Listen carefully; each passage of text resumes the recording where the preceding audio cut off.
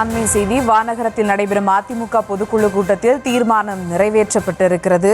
2026 சட்டமன்ற தேர்தல் கூட்டணி தொடர்பாக முடிவெடுக்க இபிஎஸ்க்கு முழு அதிகாரம் என கூட்டத்தில் தீர்மானம் நிறைவேற்றப்பட்டிருக்கிறது. அது குறித்த ஒரு அண்மை செய்தியை தற்போது பார்த்து வருகிறோம்.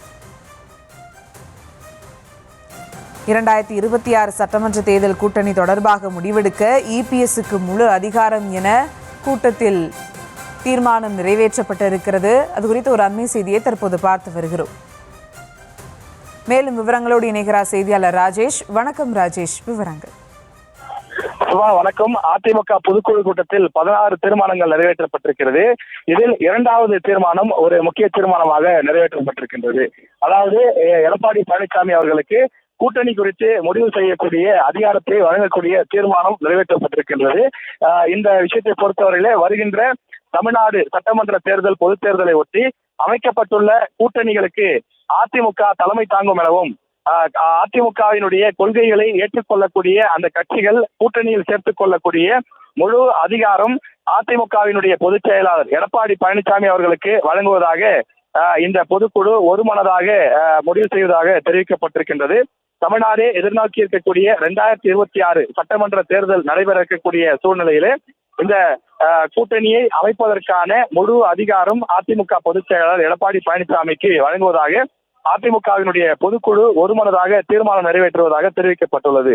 இந்த கூட்டணியினுடைய ஒரே நோக்கம் திமுகவை ஆட்சியிலிருந்து நீக்குவதும், அதே போல தொடர்ந்து அந்த இலக்கை நோக்கி பயணிப்பதற்காக அமைக்கப்பட்டிருக்கக்கூடிய ஏற்கனவே கூட்டணியில் இருக்கக்கூடிய சில அரசியல் கட்சிகள் அப்படியே தொடர்கின்றன என்றும் தெரிவிக்கப்பட்டிருக்கிறது.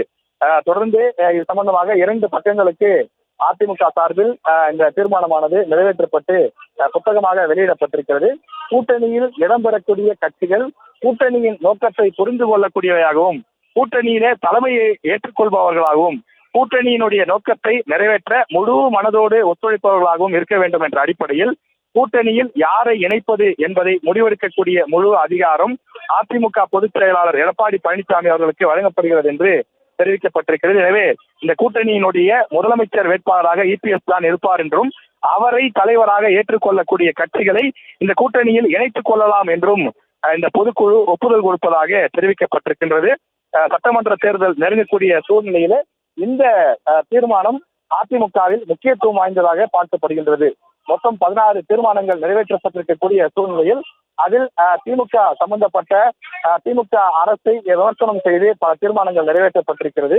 குறிப்பாக மதுரை மற்றும் கோவை நகரங்களுக்கு மெட்ரோ ரயில் கொண்டு வர வேண்டும் எனவும், அதற்கு மத்திய அரசுக்கு தமிழக அரசு அனுப்பிய அந்த டிபிஆர், அதாவது புள்ளி விவரங்கள் சரியாக அனுப்பவில்லை எனவும், அதன் காரணமாகத்தான் மதுரை மற்றும் கோவை நகரங்களுக்கு மெட்ரோ ரயில் கிடைக்கவில்லை எனவும், சரியான புள்ளி விவரங்களை கொடுக்க தவறிய திமுக அரசுக்கு கடும் கண்டனம் என்றும் தீர்மானம் நிறைவேற்றப்பட்டுள்ளது.